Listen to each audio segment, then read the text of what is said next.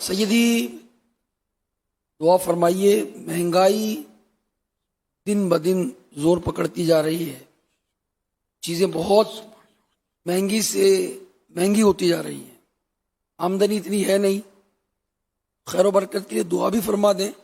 اور جب اس طرح کی مہنگائی ہو جاتی ہے تو بسا اوقات لوگ جو ہے وہ توڑ پھوڑ شروع کر دیتے ہیں، ہڑتالیں کرنا شروع کر دیتے ہیں، اس پر کچھ رہنمائی فرمائیں، ایسے معاملات میں کیا کرنا چاہیے؟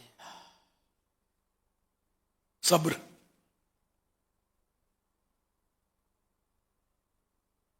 صبر کے مواقع ہوتے ہیں، صبر کر کے اجر حاصل کرنا چاہیے۔ حضرت حسن بصری رحمت اللہ تعالی علیہ کے تعلق سے ایک بزرگ فرماتے ہیں کہ میں ان کی خدمت میں 20 یا 30 سال تک رہا، کبھی بھی انہوں نے یہ نہیں کہا کہ یہ فلاں حکمران جو ہے وہ اپنے تخت سے اتر گیا، اب دوسرا حکمران وہ آ گیا، حکومتیں تبدیل ہوئی، اس کا کبھی تذکرہ نہیں سنا میں نے ان سے۔ اسی طرح فلاں چیز مہنگی ہو گئی، فلاں چیز سستی ہو گئی، تو مہنگائی بڑھ گئی، تو مہنگائی گھٹ گئی، اس طرح کی بھی وہ باتیں نہیں کرتے تھے، اور وہ مطلب یعنی کہ ان کے پیش نظر ہر وقت موت رہتی تھی، موت کو یاد کرتے تھے۔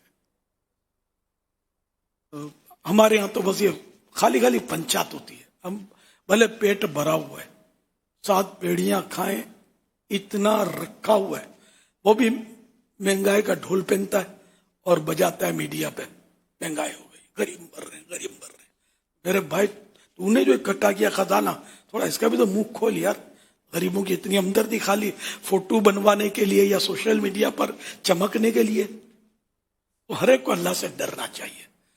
تو مہنگائی اب ہو گئی، نہیں ہونی چاہیے، غریب تکلیف میں ہے، اس میں کوئی شک بھی نہیں ہے، اللہ پاک سب پر رحمت کی نظر فرمائے، لیکن ہو گئی تو اب اس میں آدمی حکمت عملی سے کام لے، حوصلہ رکھے کہ ہمارا امتحان ہے۔ اب مولا علی کرم اللہ وجہ الکریم سے عرض کیا گیا کہ حضور کشمش مہنگی ہو گئی۔ اچھا، کشمش سونگی جس کو یہ پنجابی غالباً بولتے ہیں، وہ سوکھے انگور، خشک انگور تو مہنگے ہو گئے۔ اچھا، کھجوریں کھاؤ، کھجور سے کام چلاؤ، اب بھی سستی ہو جائے گی۔ یعنی کھجور سستی تھی اور وہ مہنگی، بولے مہنگی چیز چھوڑ دو، سستی والی استعمال کرو، یہ خود ہی وہ بھی۔ تو اسی طرح اور بھی غالباً حسن بصری رحمت اللہ علیہ کا ایک قول ملتا ہے کہ جو چیز مہنگی ہو جائے اس کو خریدنا چھوڑ دو، آپ بھی سستی ہو جائے گی۔ جب کوئی نہیں خریدے گا تو بھاؤ گر جائے گا اس کا، تو جتنا ڈیمانڈ بڑھے گی اتنا بھاؤ بڑھے گا۔ تو یہ حکمت عملیاں تو ظاہر ہے کہ اب کس کو آئیں اور کون پر عمل کرے، ایک دو سے عمل کرنے سے ہوگا کیا؟ یہ تو اجتماعی طور پر کوئی سی تحریک چلے نا تو ہو۔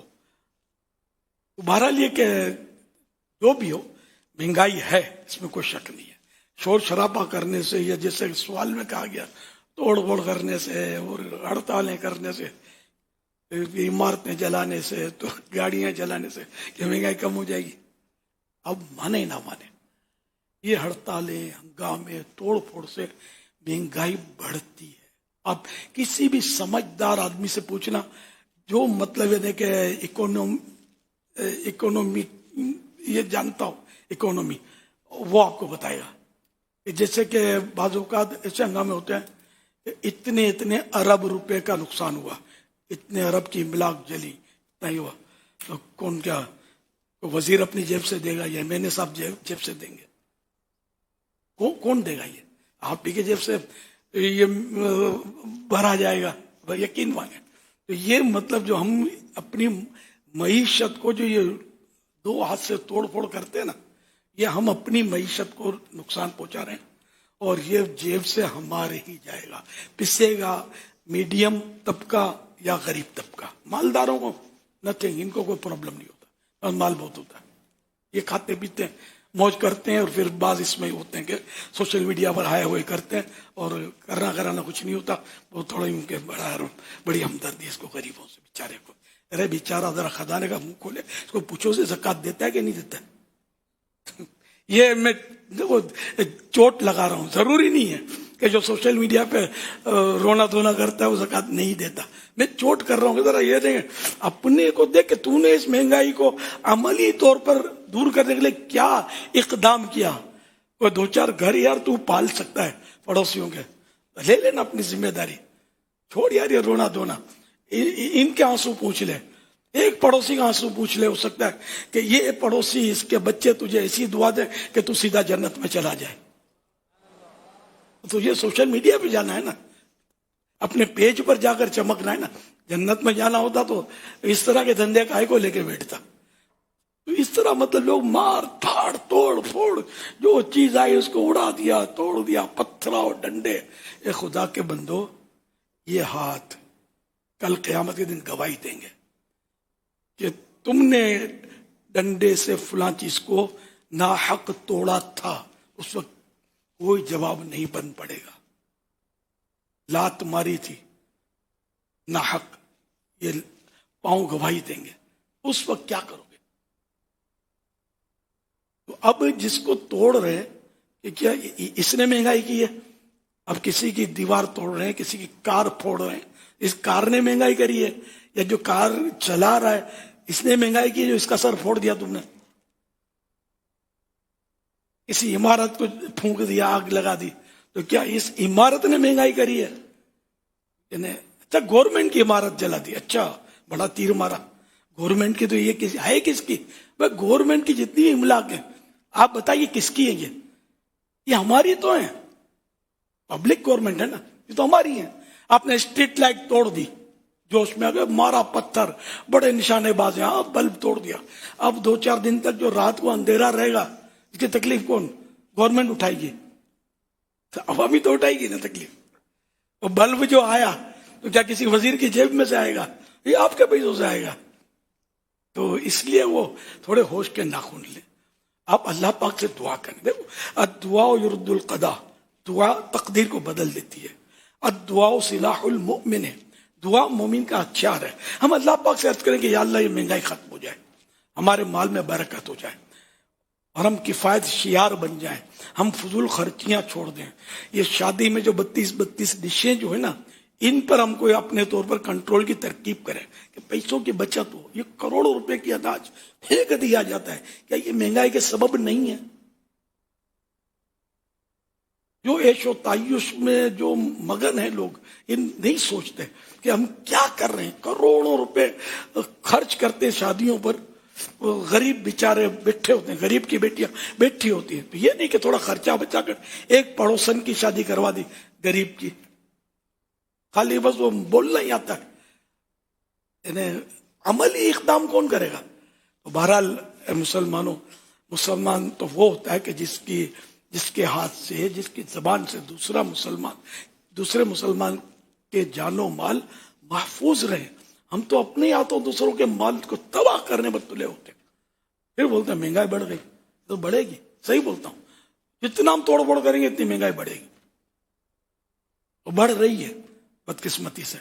اللہ کرے کہ کوئی ایسے اسباب ہو جائیں کہ ہم سدھر جائیں اور یہ مہنگائی کی جو ہمیں شاید سزا مل رہی ہے یہ بھی ہٹ جائے. اللہ کرے, اللہ آسانی کر دے, ہمیں عقل سلیم عطا فرمائے اور اپنا خوف نصیب فرمائے کہ ہم دوسروں کے مال کو لوٹنے والے نہیں بلکہ اس کی حفاظت کرنے والے بن جائیں. صلو علی الحبیب صلی اللہ علی محمد.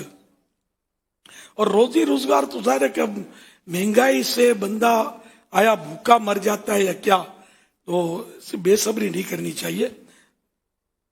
قرآن کریم 12 پارہ جو ہے 12واں, اس کی ابتدا ہوتی ہے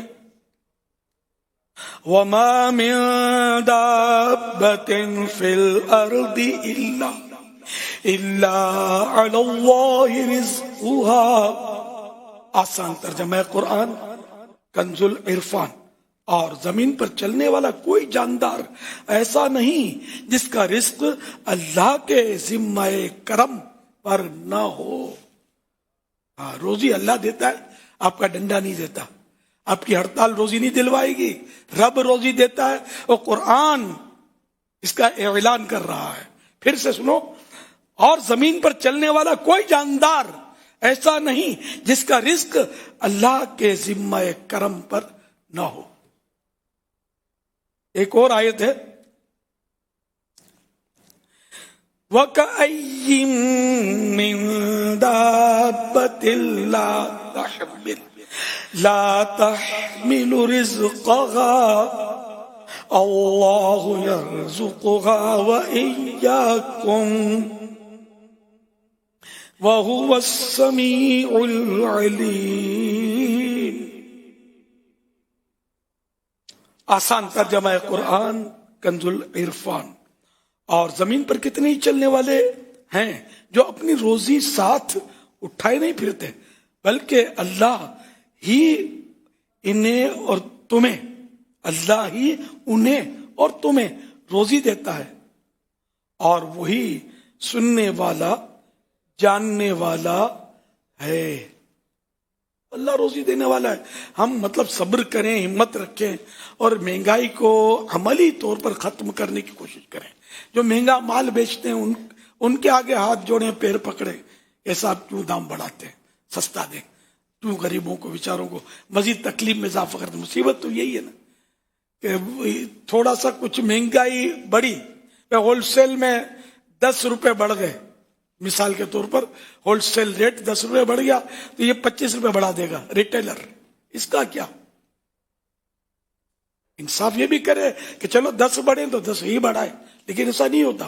مہنگائی ہو گئی، مہنگا ہو گیا، ہول سیل میں مہنگا ہو گیا، بہت مہنگا ہو گیا، شارٹ ہو گیا ہے بڑی مشکل سے، اور آپ سے کیا زیادہ لینا تھا، یہ اتنے کا ہے. اور 25-50% اس نے بڑھا دیا 10% کے بدلے. یہ بھی ہوتا ہے. یہ کہ ہم ہی اپنے اپنے بھائیوں کے گلے کاٹتے ہیں، اور پھر یہ کہ ہڑتالوں کے عذاب میں سمجھو، اور مار دھاڑ کی سزاؤں میں، اور ایک دوسرے کو توڑ پھوڑ گولیاں برسانے کے عذاب میں پھنس جاتے ہیں. تو اللہ پاک ان مصیبتوں سے ہماری جان چھڑائے، اور اللہ کرے کہ مہنگائی بھی ختم ہو جائے اور مسلمان سکھ چین کا سانس لے. صلو علی الحبیب صلی اللہ علیہ وسلم.